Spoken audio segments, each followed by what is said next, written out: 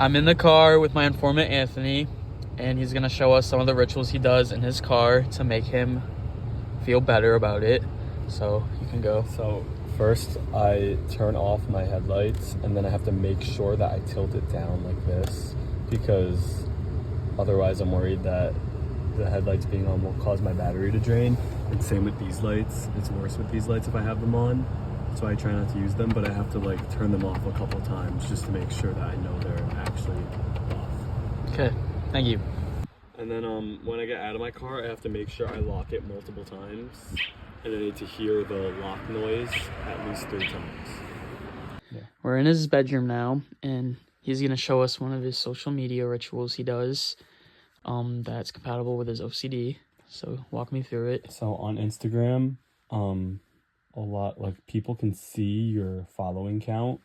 So what I have to do every time is make sure that I didn't accidentally follow someone on accident. And I'll like refresh it, and then I'll go out of it, and I'll go back into it, check again, make sure I didn't accidentally follow anyone. And then I'll make sure I didn't accidentally post anything on my story. And then I'll check over here. And this lets me check if I accidentally liked any post that I didn't mean to like. So I meant to like all these, so I remember that.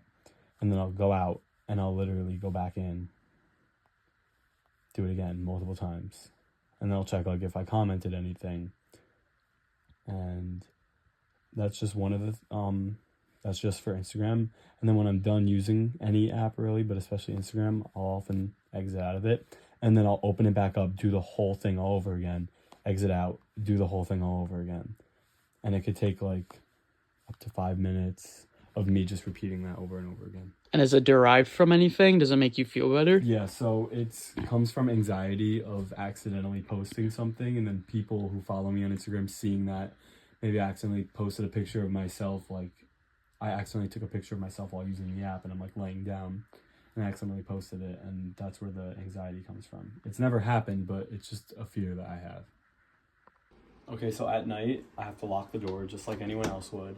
But for me, I have to make sure it's locked by checking it multiple times and pulling the handle like that. And so what'll often happen is I'll walk away, go back to my room, and I'll lay in bed. And then I'll not wake up, but I'll get out of bed like after a couple minutes, and I'm like, wait, did I actually lock the door? So I come back up and I double check, and of course it's still locked. And then I pull again, and then that'll happen about 3 or 4 times. Okay, so here's the laundry and washer and dryer. So what I have to do for me is, I don't have anything in there right now, but if I had something in the wash and I'm ready to move it over to the dryer, I have to get down here and like check, make sure that there's no clothes caught on the washing machine, because sometimes like my socks will stick to the top of it and then they won't get dried. But do you have to check multiple times? Yes, I do. That's not really the biggest issue, so I would check, and then once it's done in the dryer, that's when I really end up checking a lot, and I'm like looking with my eyes and then feeling, making sure that there's nothing there. And that's because I'm worried that like something small like a sock might get stuck and then caught into someone else's laundry, and then they end up taking it. Okay, so here I'm making tea, my tea kettle. And so for me, after I light it, I let it boil, and then once the water's boiled and I take it off, I have to check this multiple times to make sure that this is off, because if you leave it under light, or like if it's on a little bit, the gas will leak out. So I have to just check, make sure it's actually off. And then even though I didn't use any of these, I still have to check them to make sure those are off too. And that's because I don't want a fire to happen and the house to burn down. And how often do you repeat that action until you're satisfied? It's really random, so it could be like 4 times, it could be like 2 times. And is it ever a thought, like in the middle of your day, to go check just in case these are on? Not usually. Like usually I just check after I'm done making the tea, and then I don't have to check later. What is it like having OCD in like a college academic setting, and has it changed the course and how you operate? I don't think particularly for me it has. I don't see it coming through with my schoolwork a lot, except for double checking to make sure that I submitted an assignment, which isn't really like a problem too often. And what is it like in a more social setting, living in a home with many other people that don't have OCD?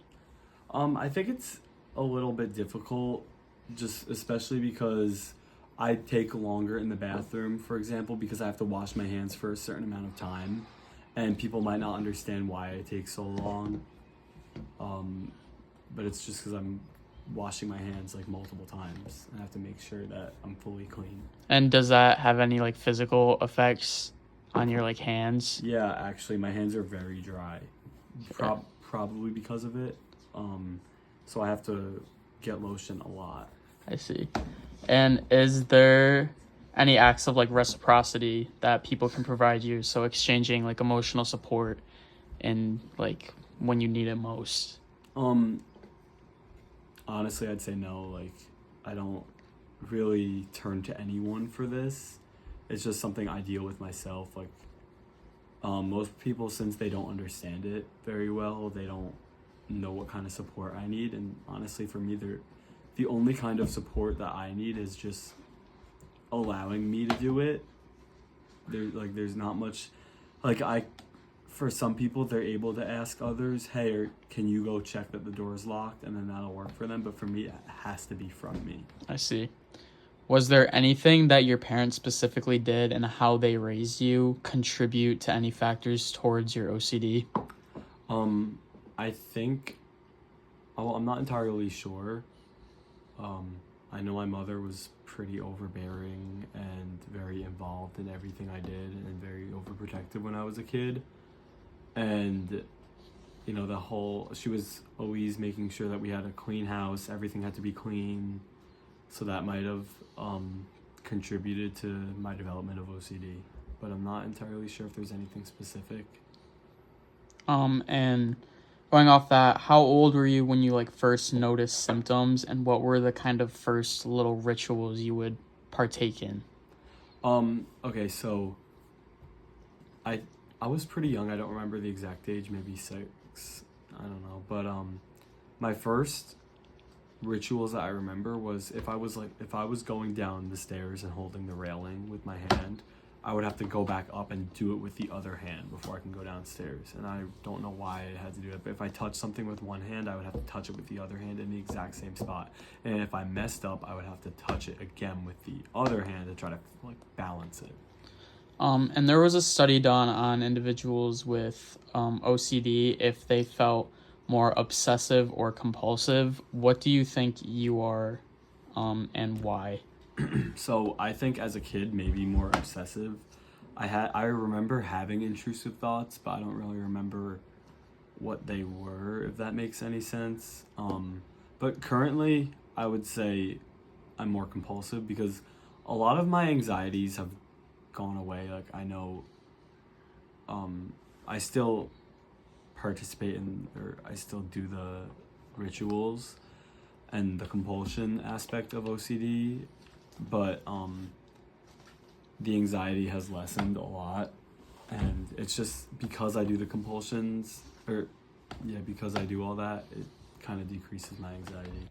How did intrusive thoughts play a role in your OCD, considering it's something that most people don't know that people with OCD have?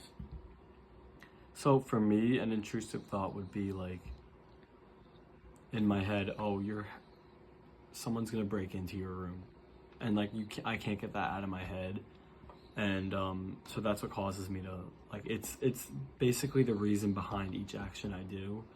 Mostly the anxiety, but sometimes the intrusive thoughts makes me check when I've already checked and I'm laying in bed and I'm fine, and then the intrusive thought pops in my head and I have to check again.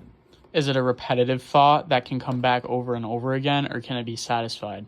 Well, for me, it can be satisfied, but when I've gone through a lot of work with my OCD through therapy, so when I was a kid, it was never ending. Like I had to just go to bed and deal with that thought in my head. And it would not leave. But as an adult, I just check once and it's done. Could people check or do those things for you as like an act of service or reciprocity to make you feel better about it, or would it have to be you to fulfill the thought? So like I said before, it would have to be me to do that. No matter what? Yeah, pretty much no matter what. I wouldn't be able to trust that someone else checked the way I would check.